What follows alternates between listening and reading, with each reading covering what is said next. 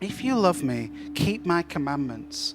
And I will pray the Father, and he will give you another helper, that he may abide with you forever. The Spirit of truth, whom the world cannot receive, because it neither sees him nor knows him. But you know him, for he dwells with you and will be in you. I will not leave you orphans. I will come to you. Here, Jesus is leaving. He's going. Actually, he's going to go, and he's not coming back in the flesh as he is right there and then. He's going to die. But he says, I'm going to pray the Father to give you another helper, another comforter, the Spirit of truth. You see, for the disciples, Jesus was the helper in the flesh. He was the comforter.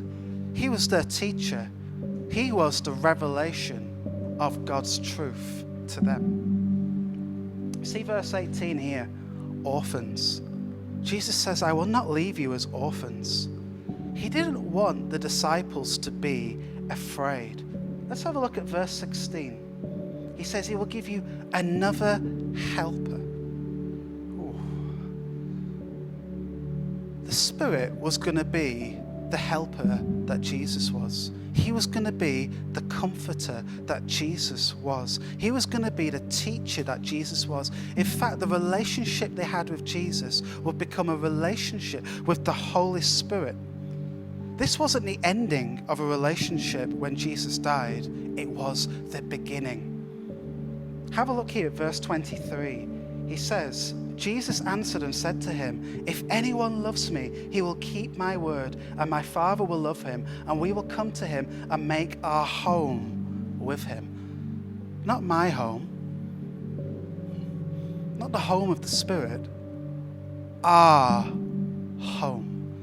The Trinity, God the Father, Jesus Christ, Son of God, and the Holy Spirit who was there from before time began, hovering on the waters. Whew. When we make a home for the Holy Spirit, the Trinity, God himself, makes a home in us. And we're invited into that same relationship, that same intimacy that God the Father had with the Son, Jesus, and the Son, Jesus, had with the Holy Spirit, and the Holy Spirit had with God the Father. And they had this relationship before time began of just fellowship and love and comfort and obedience. We get to be invited into that same relationship when he becomes a home in us.